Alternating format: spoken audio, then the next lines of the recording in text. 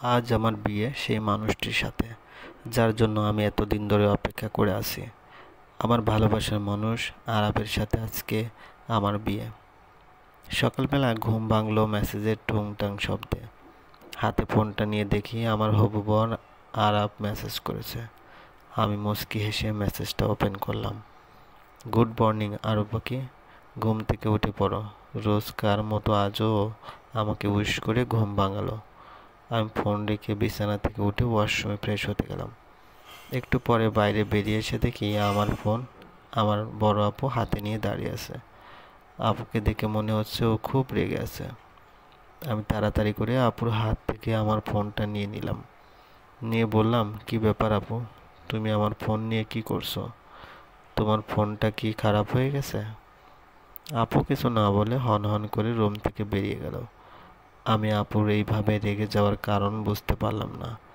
পরক্ষণেই ভাবলাম হয়তো আপুর বয়ফ্রেন্ড ওর সাথে ঝগড়া করেছে, তাই এইভাবে রেগে আছে। আমি ফোন বিছানায় রেখে রুম থেকে বাইরে এসে নিচে চলে আসলাম। বাসার সবাই এই সকালে সবাই হই হুল্লোড় শুরু করেছে। বাড়ি পুরোটা সাজানো হয়েছে লাল নীল সবুজ রঙের বাতি দিয়ে। আর বাসার সবাই হই হুল্লোড় করবেই তো, এই বাড়ির ছোট মেয়ের বিয়ে বলে কথা। আমাকে নিচে নামতে দেখে মা ফুপিকে বললেন, ওই দেখো আমাদের মহারানীর ঘুম এখন ভেঙেছে। বলি, আজ যে তোর বিয়ে সেই খেয়াল কি আছে? মানুষ নিজের বিয়ের দিন এইভাবে দেরি করে ওঠে। ফুপি আমাকে ফুপি মাকে থামিয়ে দিয়ে বলল, থাক না, আজ মেয়েটার বিয়ে, একটু পরেই আমাদেরকে ছেড়ে শ্বশুরবাড়ি চলে যাবে। আজকে বকাবকি করিস না। আর তারপর আমার চাচাতো বোনগুলোকে ডেকে বললেন, তোরা গায়ে হলুদের জন্য আরশিকে নিয়ে যা, ওকে সাজিয়ে রেডি কর। একটু পর গায়ে হলুদের অনুষ্ঠান শুরু হবে। ফুপির আদেশ শুনে ওরা আমাকে সাজানোর জন্য উপরে আমার রুমে নিয়ে গেল। আমি মনটা খারাপ করে বললাম, তোরা সবাইকে আমাকে না খাইয়ে মারবি নাকি? ঘুম থেকে উঠে কিছু খেতেও পারলাম না, তার আগেই তোরা গায়ে হলুদের আয়োজন শুরু করেছিস। আমার কথা শুনে চাচাতো বোন তিশা আমার গাল টেনে দিয়ে বলল, এখন তোকে কিছু খেতে হবে না, রাতে আরাব ভাইয়ের ভালোবাসা মন ভরে খেয়ে নিস। আমি রাগী চোখে তাকালাম তিশার দিকে। মুখে লাগাম নেই এই মেয়েটার, যা কিছু বলে যাচ্ছে। আমার এভাবে তাকিয়ে থাকা দেখে সবাই হাসতে শুরু করলো। একটু পরে ওরা আমাকে সাজাতে শুরু করলো। কাঁচা হলুদ রঙের শাড়ির সাথে হলুদ গাঁদা ফুল দিয়ে বানানো গয়নায় সাজালো আমাকে। আমাকে সাজানোর পর ফুপির বড় মেয়ে ইশারা আপু বলল, আরশিকে আজ পুরো হলুদ শ্যামা পরেই লাগছে। কেউ যেন নজর না দেয় আমাদের আরশিকে। ইশারা আপুর কথা শেষ হওয়ার সঙ্গে সঙ্গে পিছন থেকে একটা আওয়াজ এলো, আরশি নিজেই তো অন্যের জিনিসে নজর দিয়েছে, অন্যের সবচেয়ে বড় প্রিয় জিনিস কেড়ে নিয়েছে ও। এই কথা শুনে আমি পিছনে তাকিয়ে দেখি আমার আপু বলেছে এই কথাটা। চোখ হালকা লাল হয়ে আছে তার। আমি একটু অবাক হয়ে বললাম, কার প্রিয় জিনিস কেড়ে নিয়েছি আমি? আপু ভেজা গলায় বলল, এমন একটা ভাব করছিস যেন তুই কিছুই জানিস না। আমার জীবন থেকে তুই সব কিছুই কেড়ে নিয়েছিস। আমার ভালোবাসার মানুষটাকে তুই কেড়ে নিয়েছিস। আপুর কথা আমি কিছুই বুঝতে পারলাম না। কি বলছে এসব আপু? ওর ভালোবাসার মানুষকে আমি কখন কেড়ে নিয়েছি? আপু তখন ইশারা করে বাকি সবাইকে চলে যেতে বলল। ওরা সবাই চলে গেল। আপু গিয়ে দরজাটা বন্ধ করে দিয়ে আমার কাছে এসে বলল, আরশি, তুই তোর আপুকে ভালোবাসিস? আমি বললাম, হ্যাঁ আপু, কিন্তু তুমি এসব কি বললে আমাকে? তোমার ভালোবাসার মানুষকে আমি কবে কেড়ে নিয়েছি? আমি তো জানিও না তোমার। আমার কথা থামিয়ে দিয়ে আপু কাঁদতে শুরু করলো। তারপর বলল, আরশি, তুই যদি চাস যে তোর বড় বোন এই পৃথিবীতে বেঁচে থাকুক, তাহলে তুই বিয়েটা করিস না প্লিজ। আমি আপুর কথা শুনে চমকে উঠলাম। কেন আপু? আমি এই বিয়েটা করব না কেন? আমার বিয়ের সাথে তোমার বেঁচে থাকার সম্পর্ক কি? তুমি জানো আমি আরবকে ভালোবাসি, আর ও আমাকে ভালোবাসে, তাহলে আমি বিয়ে করব না কেন? আপু প্রায় চেঁচিয়ে বলল, আরব তোকে ভালোবাসে না, ও আমাকে ভালোবাসে। তুই খুব ভালো করে জানিস আমার একটা বয়ফ্রেন্ড আছে, আর সেটা কেউ নয়, আরাফ। তোকে ভুল করে একদিন আরাফ আমার সাথে দেখা ফেলেছিল, তারপর থেকে ও আমাকে ছেড়ে তোর কাছে চলে এসেছে। তোর কারণে আরাপ আমাকে ভালোবাসে না এখন। আমার সব কিছু তুই শেষ করে দিয়েছিস। আমি আরাপকে আমার জীবনের থেকেও বেশি ভালোবাসি। ওকে ছাড়া আমি বাঁচবো না। শোন, তুই যদি আজ আরাপকে বিয়ে করিস তাহলে আমি করব, আর তার জন্য দায়ী থাকবি শুধু তুই, মাত্র তুই। আপুর কথাগুলো শুনে আমি আপুর থেকে 2 পা পিছিয়ে গেলাম। বিশ্বাস করতে পারছি না আপুর কথা শুনলো। আমি আরাপকে বিয়ে করলে আপু করবে, ভালো নয় বাসতো। আরাপকে কিন্তু এখন তো আরাপুর ছোট বোনের হবু বর। তাছাড়াও নিজেই বললো আরাপ ওকে এখন ভালোবাসে না। আমাকে চুপ থাকতে দেখে আপু জিজ্ঞেস করলো, কি হলো, উত্তর দে আমাকে। বল, তুই আরাপকে বিয়ে করবি না? আমি সেটার উত্তর না দিয়ে কিছুক্ষণ পর বললাম, তুমি কি চাইছো আপু? আমার আজ বিয়ে না হলে বাবার মান সম্মান কিছু থাকবে কি?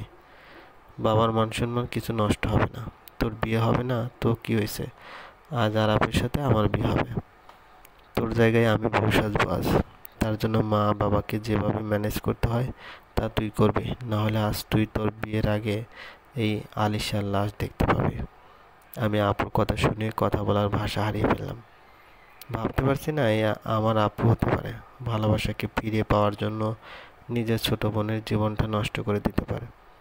একটা মেয়ের বিয়ের দিন বিয়ে না হওয়া তার জন্য কতখানি দুর্ভাগ্য ডেকে আনতে পারে সেটা আপু খুব ভালো করে জানে। তারপরেও কি করে বলছে সে যে আজ আমার জায়গায় ওর বিয়ে হবে, তাও যার সাথে আমার বিয়ে হতো তার সাথে। ঠিক তখনই দরজার বাইরে থেকে মা ডাকতে শুরু করলো। আমি গিয়ে দরজাটা খুলে দিতে যাবো, অমনি আপু আমার হাত ধরে টেনে নিয়ে বলল, আর সে শেষবারের মতো বলছে, আজ তোর বিয়ে হচ্ছে না, মাকে এখন এই কথা জানিয়ে দে। তুই আর মা বাবাকে বল আজ আরাপের সাথে যেন আমার বিয়ে দেয়। আমি মাথা নেড়ে শুধু হ্যাঁ বলে আপুর থেকে আমার হাত ছাড়িয়ে নিয়ে দরজা খুলে দিলাম। দরজা খোলার সাথে সাথে মা আমাকে আর আপুকে বকতে শুরু করলো। ওদেরকে নিচে পাঠিয়ে দিয়ে আমরা উপরে কি করছি? একটু পরেই গায়ে হলুদের অনুষ্ঠান শুরু, নিচে কেন যাচ্ছি না তা নিয়ে মা সাংবাদিকের ভূমিকায় ঢুকলো। আমি মাকে থামতে বলে মায়ের দিকে তাকিয়ে বললাম, মা এই বিয়ে আমি করব না। মা আমার দিকে অবাক হয়ে তাকিয়ে বলল, কি বললি তুই? বিয়ে করবি না মানে? আমি নিচের দিকে তাকিয়ে বললাম, আমি ঠিকই বলেছি মা, আমি আরাবকে বিয়ে করতে চাই না। তুমি আমার জায়গায় আপুকে আরাবের সাথে বিয়ে দিয়ে দাও। মা আমার কথা শুনে আমার গালে ঠাস ঠাস করে একটা থাপ্পড় বসিয়ে দিল। থাপ্পড় খেয়ে আমি মায়ের দিকে তাকলাম, দেখি মা খুব রেগে আছেন। কখনো মা আমার গায়ে হাত তোলেননি, আর আজ কোনো দ্বিধা ছাড়াই আমাকে থাপ্পড় মারলেন।